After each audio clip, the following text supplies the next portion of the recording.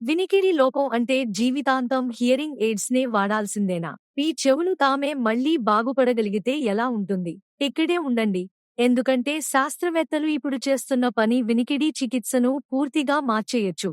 మనలో చాలామంది వినికిడి లోపం శాశ్వతమనే నమ్ముతాం. ఒక్కసారి పోతే అంతే.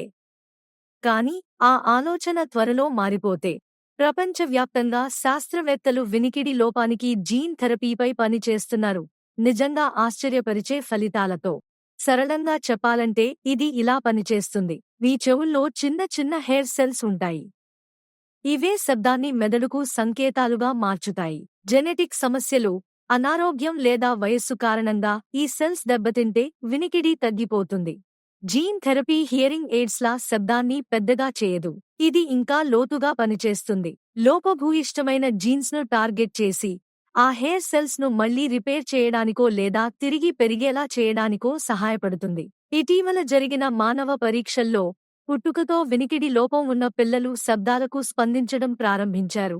కొందరు వారాల్లోనే. పరికరాలు కాదు, శస్త్రచికిత్స కాదు, నిజమైన వినికిడి. ఇప్పుడు అతి ఉత్సాహపడకండి, ఈ చికిత్స ఇంకా క్లినికల్ ట్రయల్స్లోనే ఉంది.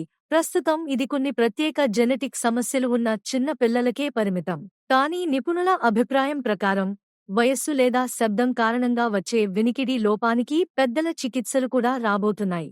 అయితే ఇప్పుడే మీరు ఏం చేయాలి? ఇక్కడే హియర్ జాప్ మీతో ఉంది. రేపటి చికిత్సపై సైన్స్ పనిచేస్తుంటే హియర్ జాప్ మీకు ఈరోజే మెరుగైన వినికిడి అందిస్తుంది.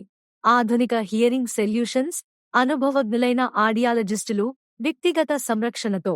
భవిష్యత్తులో జీన్ థెరపీ అయినా, ఈరోజు ఉన్న హియరింగ్ టెక్నాలజీ అయినా ముందుగానే చర్య తీసుకోవడం చాలా ముఖ్యం.